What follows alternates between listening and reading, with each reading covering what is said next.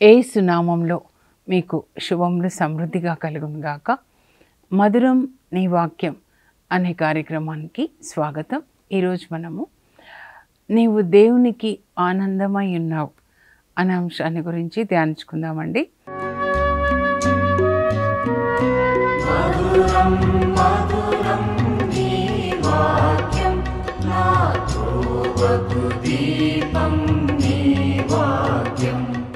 నిన్ను దేవునికి ఆనందదాయిని అని పిలుస్తారు. పరలోకం నుంచి ప్రభు మనల్ని చూస్తూ ఉంటారంట. మనల్ని బట్టి ఆయన ఆనందిస్తూ ఉంటారంట. మన పిల్లల్ని చూసినప్పుడు మనం ఆనందిస్తాం కదండి. మనం చెప్పినట్లుగా వాళ్ళు చేశారనుకోండి, అబ్బా నా కొడుకు నా మాట జవదాటడు, నేను చెప్పినట్లుగా చేస్తాడు. అలాగే పరలోకంలో మన తండ్రి మనల్ని బట్టి ఆనందిస్తాడండి. ఎక్కడెక్కడ ప్రభు ఆనందిస్తున్నాడో, ఏ విషయాల్ని బట్టి ఆనందిస్తున్నాడో ఈరోజు మనం తెలుసుకుందామండి. ముందు యేసు ప్రభు. మన జీవితం ఎప్పుడు కూడా యేసు ప్రభు జీవితం అనే పునాది మీదనే కట్టుకోవాలన్నమాట. ఆయన ఎలా జీవించారు, మనం అలా జీవించాలి. యేసు ప్రభుని గురించి పరలోక తండ్రి అంటారు. లూకా 3:22 అండి. ఈయన నా ప్రియమైన కుమారుడు, ఇతని యందు నేను ఆనందిస్తున్నాను. This is my beloved son with whom I'm well pleased. ఎందుకు ఆ మాట అన్నారు? యేసు ప్రభు 30 సంవత్సరాలు తన తల్లిదండ్రుల యొద్ద ఆయన మరి వాళ్ళకి విధేయత కలిగి జీవించాడు అని లూకా సువార్త 2:51 రాయబడి ఉందండి. ఆయన తల్లిదండ్రులతో కలిసి ప్రతి సంవత్సరం పాస్క పండుగకు వస్తాడు. 12 సంవత్సరాల వయసులో దేవాలయంలోనే ఉంటాడు. 3 రోజులు వేద పండితుల మధ్యలో కూర్చొని వాళ్ళని ప్రశ్నలు వేస్తూ అప్పుడు వాళ్ళ అమ్మ నాన్న వెతికి చివరికి దేవాలయంలో కనుగొంటారనమాట. ఇంకా మరియ తల్లికి ఎంత వేదన అండి. బాబు ఎందుకు ఇట్లా చేశావు, నేను మీ నాన్న నీ కొరకు ఎంత వెతుకుతున్నాం కదా విచారంతో. ఎందుకమ్మా I have to be on my father's business. తల్లికి చెప్తున్నాడు, నేను నా తండ్రి పరలోక తండ్రి పని మీద ఉండాలి కదమ్మా. తల్లి జ్ఞాపకం చేస్తున్నాడు, అంత పాశం వద్దమ్మా, నేను పరలోక తండ్రి పని చేయాలి, పరలోక తండ్రి కుమారుణ్ణి అని చెప్తున్నాడు. కానీ తర్వాత ఇంటికి వెళ్ళిన తర్వాత ఆయన తన తల్లిదండ్రులకు విధేయత కలిగి జీవించాడు 30 సంవత్సరాలు అన్నమాట. కనుక 12 సంవత్సరాల నుంచి 30 సంవత్సరాల వరకు యేసు జ్ఞానంలో ప్రాయంలో పెరిగి దేవుని దయలో ప్రజల దయలో వర్ధిల్లాడు. నేను అనుకుంటాను, పిల్లలు ఇది గ్రహిస్తే, తల్లిదండ్రులకు విధేయత చూపించినప్పుడు మీరు జ్ఞానంలో, దేవుని జ్ఞానంలో ప్రాయంలో మీ వయస్సు తగ్గట్టుగా పెరుగుతూ మీరు దేవుని దయలో వర్ధిల్లుతారు, ప్రజల దయలో వర్ధిల్లుతారు. దేవుని దయలో వర్ధిల్లే వాళ్ళు ఎప్పుడు ప్రజల దయలో కూడా వర్ధిల్లుతూ ఉంటారనమాట. ఆ తర్వాత తల్లిదండ్రుల దగ్గర సెలవు తీసుకుంటారండి. 30 సంవత్సరాలు అయిపోతుంది. సెలవు తీసుకొని ఇంకా తండ్రి పని మీద ఉండాలి కదా. అప్పుడు ముందుగా యోర్దాను నదికి వచ్చేసి బాప్తిస్మ యోహాన్ దగ్గర బాప్తిస్మాన్ని తీసుకొని నీటి నుండి వెలుపలికి వచ్చి ప్రార్థన చేయుచుండగా, నాకు చాలా ఇష్టమైన మాటలండి. పరలోకం తెరవబడింది, పరిశుద్ధ ఆత్మ ఆయన మీదికి పావురం రూపంలో వచ్చారు. అప్పుడు పరలోక తండ్రి అంటున్నారు, ఈయన నా ప్రియమైన కుమారుడు, ఇతని యందు నేను ఆనందిస్తున్నాను. ఈ మాటలు మీకు చెప్పాలండి. ఈమె నా ప్రియమైన కుమార్తె, ఈమెను బట్టి నేను ఆనందిస్తున్నాను. ఎందుకంటే యేసు ప్రభు పరలోక తండ్రికి విధేయించాడు. అలాగే ఈ భూలోక తల్లికి మరి పెంపుడు తండ్రి, ఈ లోక సంబంధమైన తల్లిదండ్రులకు కూడా విధేయించాడనమాట. దేవునికి విధేయించడంలో ఒక భాగం, ముఖ్యమైన భాగము ఈ లోక తల్లిదండ్రులకు విధేయించడం అండి. అందుకే ఎఫెసీ 6:1-2లో పౌలు రాస్తాడు, బిడ్డలారా మీరు మీ తల్లిదండ్రులకు విధేయించండి, అప్పుడు మీకు క్షేమం కలుగుతుంది. ఈ ఆజ్ఞ వాగ్దానంతో కూడినది. నిర్గమకాండం 20లో 12 వచనంలో 4వ ఆజ్ఞ అన్నమాట. మీరు మీ తల్లిదండ్రులను సన్మానించండి, గౌరవించండి. అప్పుడు యావే మీకు ఇచ్చిన ఈ భూమిలో మీరు చిరకాలం జీవిస్తారు. మీకు అన్ని విషయాల్లో, ఆరోగ్యంలో, పరలోక విషయాల్లో మీకు క్షేమం కలగాలి అంటే మీరు మీ తల్లిదండ్రుల్ని గౌరవించాలండి. అందరికీ నేను చెప్తున్నాను, దేవుడు మాట చెప్తున్నాను, నా మాట కాదు. అందుకే 3 యోహాను 2వ వచనం మీరు చదివితే, నా ప్రియమిత్రుడా నీకు సర్వదా శుభమగును గాక, నీ నీ ఆత్మ వర్ధిల్లుచున్న ప్రకారం నువ్వు అన్ని విషయాల్లో వర్ధిల్లి ఆరోగ్యముగా సుఖముగా ఉందుగాక. ఆత్మ వర్ధిల్లుతుంది, ఈ మరి శరీరంలో కూడా ఆరోగ్యము సుఖము ఎప్పుడు అంటే తల్లిదండ్రుల్ని గౌరవించినప్పుడు అండి. సిరా గ్రంథం కూడా 3వ అధ్యాయం మీరు చదువుకోండి. తల్లిదండ్రులను గౌరవించాలి, తల్లికి విధేయించాలి, తండ్రిని గౌరవించాలి పిల్లలు అని దేవుని యొక్క కోరిక. ఎవరైతే గౌరవిస్తారో వాళ్ళని బట్టి పరలోక తండ్రి సంతోషిస్తాడండి. దేవదూతలు సంతోషిస్తారు. మీకు తెలుసా, పరలోకంలో దేవదూతలు దేవుడు ఇలా కిందికి మనల్ని చూస్తూ ఉంటారు. చూసి ఎప్పుడెప్పుడు మనం తల్లిదండ్రులకి విధేయిస్తామో, అబ్బా ఎంత సంతోషం, ఈ బిడ్డని బట్టి నేను ఆనందిస్తున్నానని పరలోకంలో దూతలకి చెప్తారండి దేవుడు. అలా అని ధ్యానిస్తున్నప్పుడు మరి యోబుని గురించి కూడా పరలోకంలో అందరికీ చెప్తారు, సైతానికి కూడా చెప్తారనమాట. యోబు గ్రంథం 1వ అధ్యాయంలో 8వ వచనం మీరు చదివితే, దేవదూతలందరూ పరలోకానికి వెళ్తారండి. అక్కడ మన దేవదూతలు అనమాట, మనకి కావలి దూతలు ఉంటారు కదా, కావలి దూతలు పరలోకానికి వెళ్తారు. ఎవ్రీ మంత్ అనుకోండి, మంత్ ఫస్ట్ వచ్చిందంటే పరలోకానికి వెళ్తారు. అప్పుడు దేవుడు అడుగుతారు, ఏమైనా మార్పు వచ్చిందా అంటే, మార్పు వచ్చింది, మొత్తంగి వడకంలో పాల్గొన్నారు, ఇప్పుడు బైబిల్ చదువుకుంటున్నారు, కుటుంబ ప్రార్థన చేసుకుంటున్నారు, వాక్యంలో మీరు చెప్పినట్లు జీవిస్తున్నారు, తల్లిదండ్రుల్ని గౌరవిస్తున్నారు, వాళ్ళ ఊళ్ళో పేదవాళ్ళకి సహాయం చేస్తున్నారు, చాలా చాలా మార్పు వచ్చింది. అమ్మ ఇంకా వాళ్ళని అలాగే ప్రేరేపించండి. దేవుడు దూతలకి చెప్తారు, ఇంకా ప్రార్థన ఆత్మ ఉన్న వాళ్ళతో కనెక్ట్ చేయండి, దుష్టులతో డిస్కనెక్ట్ చేయండి, దుష్ట స్నేహితులతో డిస్కనెక్ట్ చేసి మంచి పరిశుద్ధ ఆత్మ ఉన్న వాళ్ళతో కనెక్ట్ చేయండి. వాళ్ళ ఇంట్లో మీరుండి వాళ్ళకి ప్రేరేపణ కలుగచేయండి. కుటుంబ ప్రార్థన చేయాలి, దేవుని స్తుతించాలి. అలా ఒక్కొక్క దూత వెళ్ళి దేవుని దగ్గర మరి రిపోర్ట్ ఇస్తారండి. అంత మన గురించి ఆయన మరి ఆలోచిస్తున్నారనమాట, అంత ప్రేమ దేవునికి.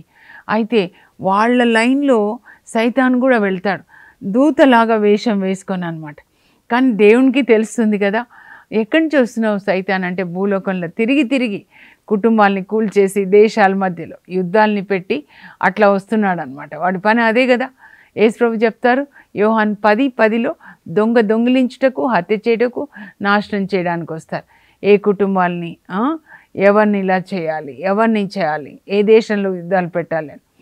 అయితే అప్పుడు దేవుడు ఏమంటారు తెలుసా, మరి నీ యోబుని చూసావా, ధర్మాత్ముడు. యోబు ఎవరనుకుంటున్నావు, ధర్మాత్ముడు.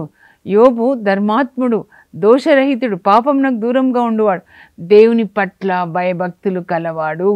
నువ్వు విను సైతాను, నా కొడుకు గురించి నేను చెప్తా, అక్కడ దూతలు కూడా చెప్తాడనమాట.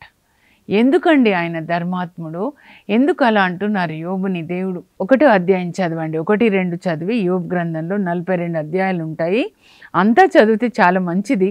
అక్కడ యోబు గురించి 29 మీరు చదివితే ఏముంటుందంటే, 14 నుంచి చదివితే వచనాలు, నేను ధర్మమునే వస్త్రముగా, న్యాయమునే చుక్కాగా, తలపాగగా ధరించిది. ధర్మాన్ని ఆయన వస్త్రంగా ధరించాడంటండి, న్యాయము వస్త్రముగా తలపాగగా ధరించాను, అందుకే ధర్మాత్ముడు అనమాట. నేను కుంటి వాళ్ళకి కాలయ్యాను, గుడ్డి వాళ్ళకి కన్నయ్యాను, అనాథలకి తండ్రి అయ్యాను, వితంతువులకి తండ్రి అయ్యాను, పేదలకి పెట్టకుండా ఒక్కరోజు కూడా నేను తినలేదు, నా నాలుకతో నేను అబద్ధం చెప్పలేదు. యోబు 27లో 3-4 వచనాలండి. నా అంతరాత్మ నన్ను గద్దించట్లేదు, నేను నిర్దోషిని అంటాడనమాట.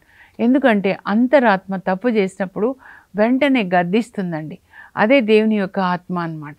అంతరాత్మ ఎవరిలో జీవించి ఉంటుందో అప్పుడు వాళ్ళు తప్పు చేస్తే చాలా బాధపడిపోతారు, సారీ చెప్తారనమాట. నా కన్నులతో నియమం చేసుకున్నాను పరాయి స్త్రీని కామదృష్టితో చూడకూడదని. కన్నులు జాగ్రత్త, నాలుక జాగ్రత్త. ఇక్కడి నుంచి అబద్ధాలు రాలేదు, ఈ కన్నుల్లో నుంచి ఒక్క పాపం కూడా చూడలేదండి. అప్పుడు దేవుడే పరలోకంచి దిగి వస్తారు. ఎందుకంటే యోబు ఒక మాట అంటాడండి, ముగ్గురు స్నేహితులు వచ్చి పాముల్లాగా కరుస్తారు. నీ 10 మంది కొడుకులు చనిపోయారు, నీ ఆస్తి అంతా పోయింది, నీకు ఒంటి నిండా పుండ్లు వచ్చేసాయి, నువ్వెన్ని పాపాలు చేసావు, అందుకే ఇట్లా అయిపోయింది అని ఓదార్చడానికి వచ్చి పాముల్లాగా కరుస్తారండి కొంతమంది. అలాగే కష్ట సమయంలో యోబు 8 అన్నమాట. అయితే యోబు అంటాడు 19లో 25లో, మీరు నన్ను బాధ పెట్టడం మానేసేయండి అని చెప్పి ఏమంటాడంటే, నా దేవుడు సజీవుడు, ఆయన తప్పకుండా నన్ను ఈ బాధల నుంచి విమోచిస్తాడు, బయటికి తీసుకొని వస్తాడు. విశ్వాసపు మాటలు మాట్లాడతాడు. కష్ట సమయంలో భార్య వెళ్ళిపోతుంది, నీ పుండ్ల వాసన పురుగులు తింటూ ఉంటాయన్నమాట. వీళ్ళందరూ పాములా కరుస్తారు, కానీ నా దేవుడు విమోచకుడు. ఇంకొక మాట అంటాడండి, ఏమంటాడు తెలుసా? యోబు 14:14లో, ఈ కష్టాలన్నీ తీరిపోయే వరకు, మంచి రోజులు నాకు వచ్చే వరకు నేను వేచి ఉంటాను. ఎందుకంటే పైన సర్వశక్తిమంతుడు. యోబు 42లో అంటాడు, యోబు దేవుడు కిందికి వచ్చేస్తాడనమాట. వచ్చేసి నన్ను ప్రశ్నిస్తావని నీవంటే, లేదయ్యా, తప్పైపోయిందయ్యా, ఇదో వీళ్ళు పొడుస్తుంటే ఈ మాటలు పొడుస్తున్నారు, ఓర్పు కోల్పోయి అట్లా అన్నాను. నీవు సర్వశక్తిమంతుడవయ్యా, your almighty God, El Shaddai, విశ్వం అంతటి మీద అధికారము నా అత్యున్నత స్థానంలో ఉన్నావయ్యా, నువ్వు ఏది చేయాలన్నా చేస్తావు. అప్పుడు దేవుడు ఆయనకి కోల్పోయిందంతా ఇస్తారండి. నేను మంచి రోజుల కొరకు వేచి ఉంటానని చెప్పాడు దేవుడు. ఆయనను గురించి పరలోకంలో చెప్తున్నాడు. యోబు ఎవరనుకుంటున్నారు? ధర్మాత్ముడు, దోషరహితుడు, పాపంనకు దూరంగా ఉండువాడు, దేవుని పట్ల భయభక్తులు కలవాడు. భయము ఉంది, భక్తి ఉంది. భయం అంటే దేవుని పట్ల గౌరవాన్ని కలిగి ఉండి పాపాన్ని విడిచిపెట్టడం అండి, దుష్టత్వాన్ని విడిచిపెట్టడం. నేనే ఊరి పెద్ద, నాకు చాలా ఆస్తి ఉంది, 7,000 గొర్రెలు, 3,000 ఒంటెలు, 100 మంది పనివాళ్ళు అనమాట. ఆయన మొత్తంలో కూడా తూర్పు దేశాల్లో, ఈస్టర్న్ కంట్రీస్లో రిచెస్ట్ పర్సన్ అనమాట. అబ్రహాం ఉన్న ఊరికి వీళ్ళ ఊజు వీళ్ళది యోబు ప్రక్కనే ఉంటాయి.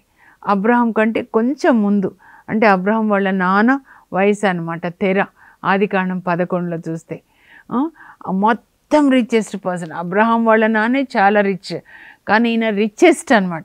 అంత రిచెస్ట్ పర్సను అంతగా దేవుణ్ణి గౌరవిస్తూ నాలుకతో అబద్ధం చెప్పలేదు, ఒక్క అబద్ధం కూడా. కన్నులతో పరాయిష్టించి చూడలేదు, ఒకరికి పెట్టకుండా తినలేదు. ఆయన మరి ఆ ఊరికి పెద్ద కూడా అనమాట, అంటే జడ్జి అనమాట, అందరి తగాదాలు తీరుస్తాడు. అలా నేను చెప్పిందే జరుగుతుంది, ఎందుకంటే ఊరి పెద్ద, నా దగ్గర డబ్బు ఉంది అని ఎప్పుడూ నేను అన్యాయమైన తీర్పు తీర్చలేదంటాడు అనమాట. దేవునికి భయపడి నేను ఇలా చేశాను అని చెప్తాడు. దీన్నే రెవరెన్స్ ఫర్ గాడ్ అంటారండి.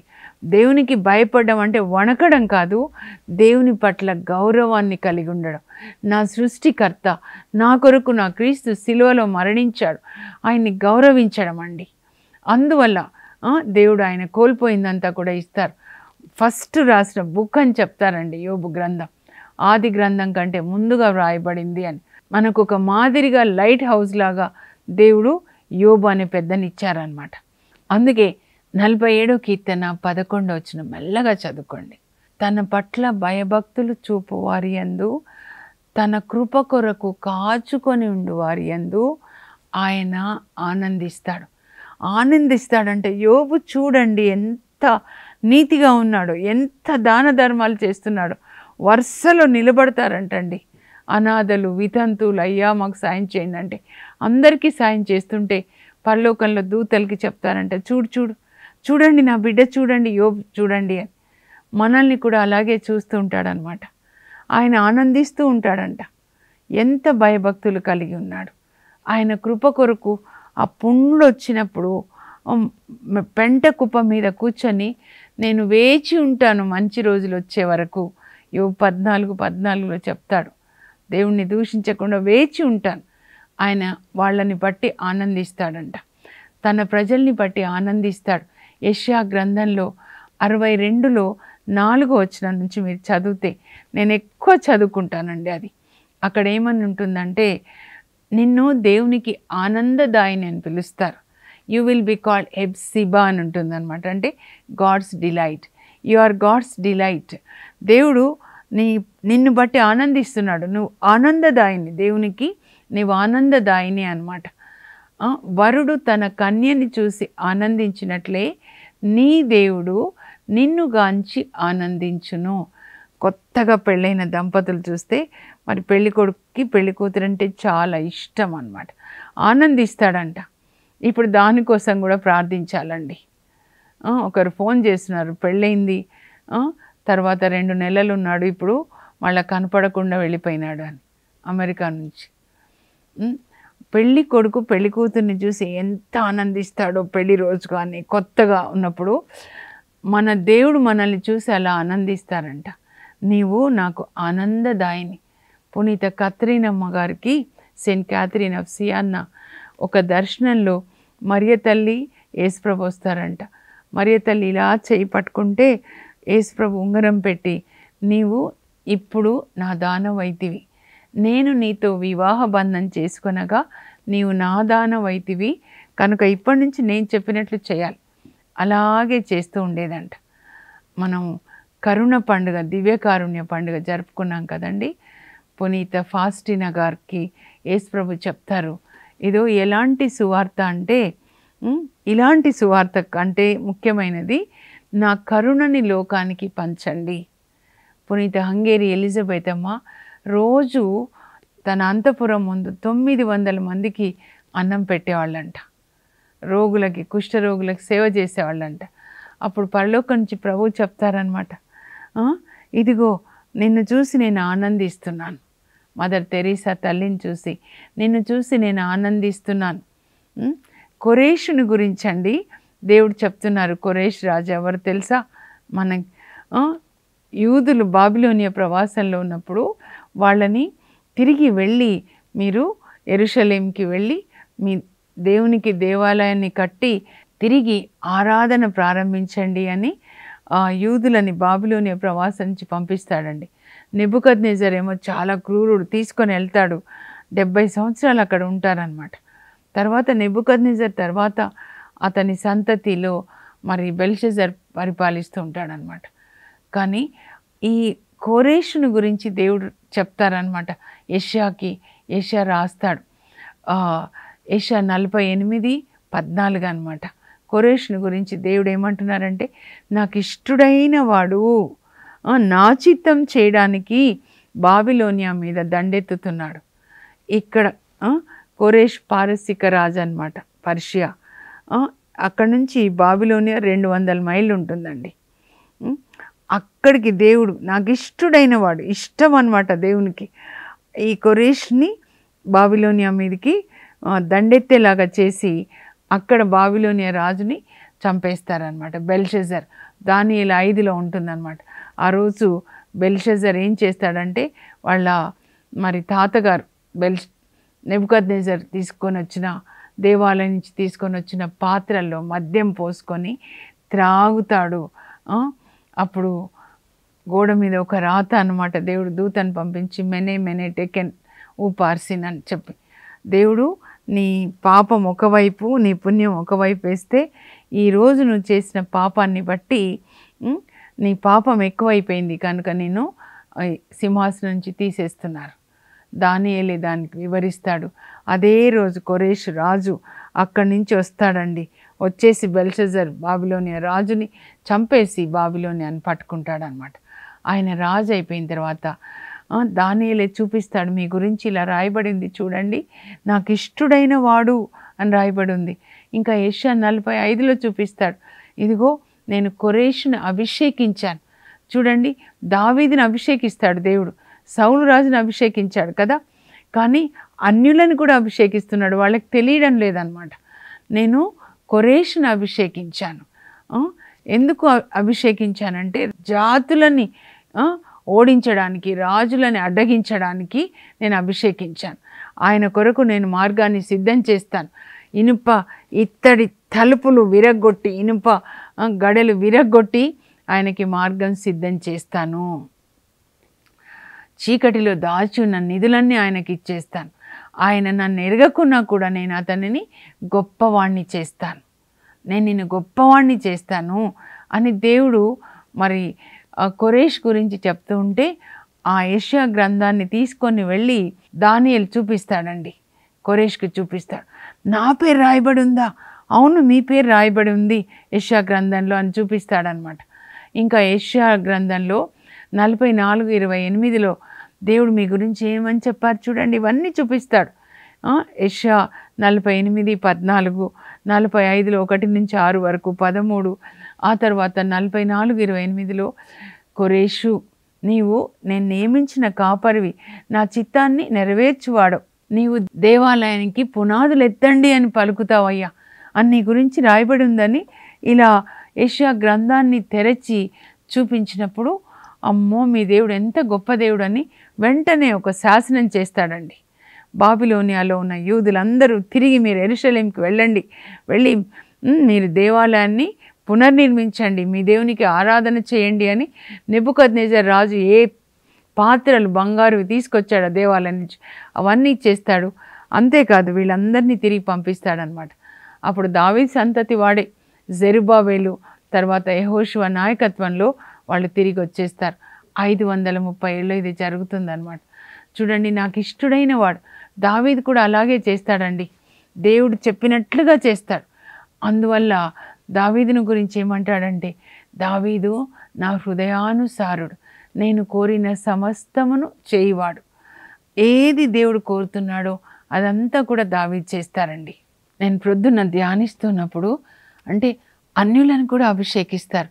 మన గాంధీజీ గారిని కూడా అభిషేకించి నాకు ఇష్టమైన వాడు, నా చిత్తాన్ని నెరవేరుస్తాడు, భారతదేశానికి అహింస ద్వారా స్వాతంత్రాన్ని తీసుకొని రావడానికి సత్యమే వజయతే అలా అభిషేకించారు. మదర్ తెరీసా తల్లి, నాకు ఇష్టమైన నా పుత్రిక నా కరుణని, నా ప్రేమని లోకానికి అందిస్తుంది. ప్రేమ కరుణ అనే సువాసనని వ్యాపింపచేస్తుంది. ఇలాంటి వాళ్ళు ప్రభు కోరుకుంటున్నారండి. ఇంకా దేవుడు భార్య భర్తల్ని గురించి చెప్తున్నాడండి. ఈరోజు మీరు మీ పిల్లల కొరకు ప్రార్థించుకోండి, మీకోసం కూడా ప్రార్థించండి. ఇర్మియా గ్రంథంలో 32వ అధ్యాయంలో 39 నుంచి 41 వరకు అండి. నేను ముందు చదువుతాను, మీరు స్క్రీన్ మీద చూడండి. ఎందుకంటే మీరు తప్పకుండా మీ పిల్లల కొరకు ప్రార్థించాలి, వివాహమైన పిల్లల కొరకు ప్రార్థించాలి. నేను వారికి ఏక హృదయంను ఏక ప్రవర్తనను దయచేయుదును, ఫలితముగా వారు నన్ను సదా గౌరవింతురు. దాని వలన వారికిని వారి సంతతికిని మేలు కలుగును. వారికి మేలు చేయుట మానకుండునట్లు వారి హృదయములలో నా పట్ల భయభక్తులు పుట్టించెదను. వారికి మేలు చేయుట యందు నేను ఆనందించెదను.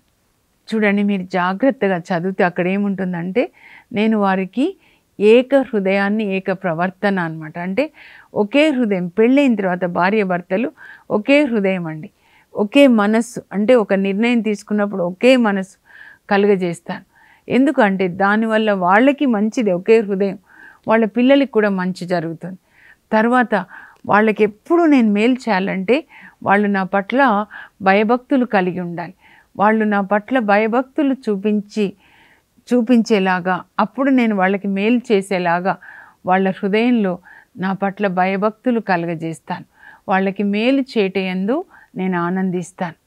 ఇది దేవుడు మీ పిల్లలందరికీ మీకు కూడా దయచేదురుగాక. నేను మా హస్బెండ్ ఇలా చేతులు పట్టుకొని ఈ వాక్యాన్ని చెప్తామండి. మా కొడుకు కోడల కొరకు, మా కూతురు అల్లుడు కొరకు, అలాగే 25,000 కుటుంబాల కొరకు, మా స్కూల్లో పనిచేసే టీచర్ల కొరకు, మా కొరకు, ప్రతి దంపతులు భార్య భర్తలు ఒకే హృదయం ఒకే మనస్సు కలిగి ఉండాలి. ఆ తర్వాత దేవుడే చెప్తున్నారు, వాళ్ళ హృదయంలో నా పట్ల భయభక్తులు కలిగేలాగా నేను చేస్తాను. దేవుడే చేయాలండి, పరిశుద్ధాత్మ దేవుడు ఆయన దేవుని పట్ల మనకి గౌరవం, భయం ఉండేటట్లుగా ఆయనే పెట్టాలి. అభిషేకం అన్నమాట, దైవభీతిని కలిగించే అభిషేకం. అప్పుడు నేను వాళ్ళకి ఎప్పుడూ మేలు చేస్తాను.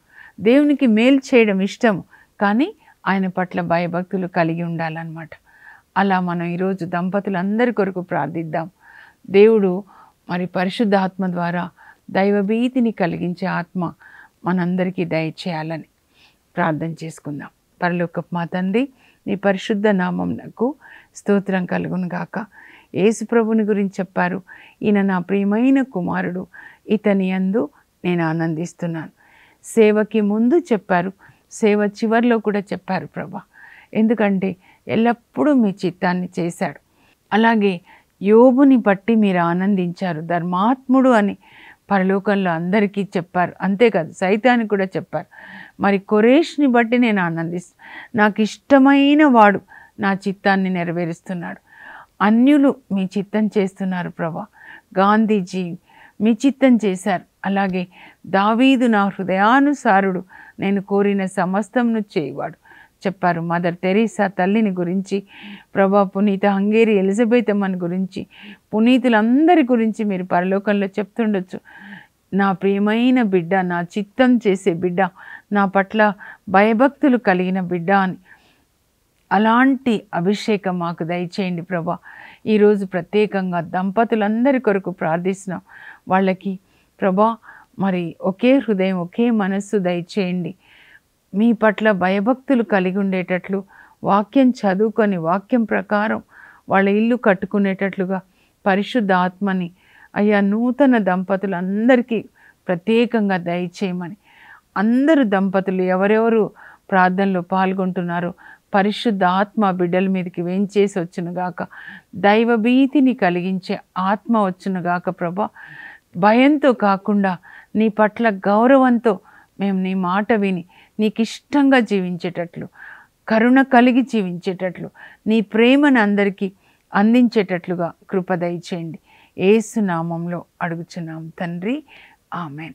మదర్ తెరీసా తల్లిలాగా దేవుని యొక్క ప్రేమని, ఆ ప్రేమ అనే సువాసన ప్రపంచమంతటా వ్యాపింపచేద్దాం. అలా సువార్తని బోధిద్దాం. God bless you. Have a blessed day.